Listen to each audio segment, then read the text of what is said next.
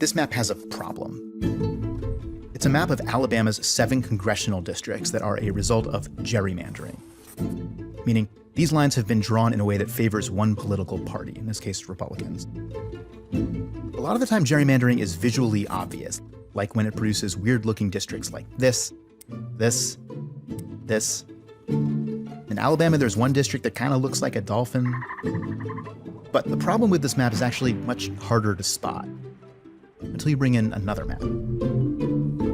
This one shows Alabama's black population. Now, mash these two maps together and you'll see that one of the districts has most of the black population. On June 8th, in a decision that was called unexpected, a surprise, and a victory for voting rights advocates, the U.S. Supreme Court struck down this map for being illegal. So what exactly is so bad about this map? And why is this decision such a big deal? The Voting Rights Act of 1965 said a number of things, but it had 2 main pillars. One said that certain parts of the country had to get permission from the federal government before changing any of their voting laws. In 2013, that part of the law was struck down by the Supreme Court, and these places were now free to pass new voting restrictions and close hundreds of polling locations without any oversight, and a lot of them did. The vote in the Supreme Court was 5-4, the 5 conservative justices over the 4 liberal justices. And since that time, the Supreme Court has moved farther to the right. There are now 6 conservative justices and 3 liberal justices. And that's not great news for the remaining pillar of the Voting Rights Act, Section 2, which broadly bans denying the right to vote on account of race. Over the years, Section 2 has been amended to include not just the right to vote, but the right to elect representatives. In response to that, many states have drawn districts in which a racial minority is more than 50% of the population, what are called majority-minority districts. That's what we're looking at here. The idea is that these districts can help minorities elect representatives of their choice, which should lead to better proportional representation from a state. And that's where this map starts to have a problem. In Alabama, there are 6 districts in which white people are the majority and 1 where black people are the majority. These are the congressional representatives from those 7 total districts.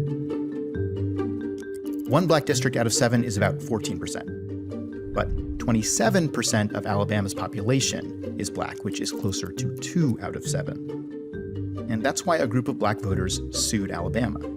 The question for the Supreme Court was, in part, whether additional majority-minority districts can be drawn, and the court decided yes. Here's the map of the state's black population again. Put the current districts back on, and you can see 2 classic gerrymandering moves. One is that black voters in the western part of the state have been packed into 1 district. This part is actually not so sinister. To some degree, it's what enables the creation of a majority-minority district in the first place. But look at the group of black voters over here, and you can see that that group has been split between 2 districts, diluting their influence in both. That population has been cracked. And it wouldn't be hard to fix that. When this case was heard in a lower court, a mathematician presented multiple ways to draw lines that would create 2 compact majority black districts. The Supreme Court agreed.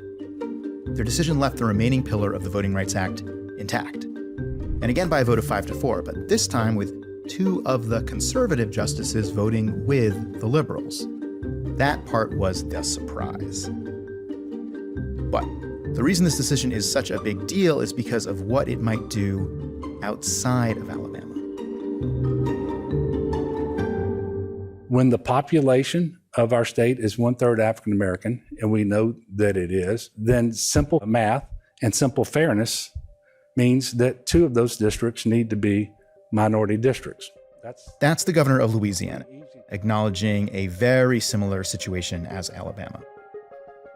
And now with the Supreme Court ruling, Louisiana could also be forced to draw a second majority black district. Georgia, Florida, and Texas have similar problems with their maps and are now being challenged in court. Even if just 1 district changes hands in each of these states, the consequences could actually be huge, because this is where representatives from all those districts go, the U.S. Congress.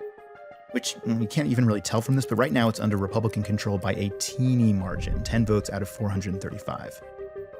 If one of those seats changes parties, that becomes a margin of 8, another one 6, and so on. You don't need that many seats to switch for control of Congress to flip completely. So the implications for the 2024 election are huge. we do not really know why these two conservative justices chose to preserve the Voting Rights Act. Was Alabama's case just particularly weak? Is it a response to the heat the court's taken over some very conservative decisions? No matter the reason, the fact that this one state's map is now illegal is a big deal for the whole country.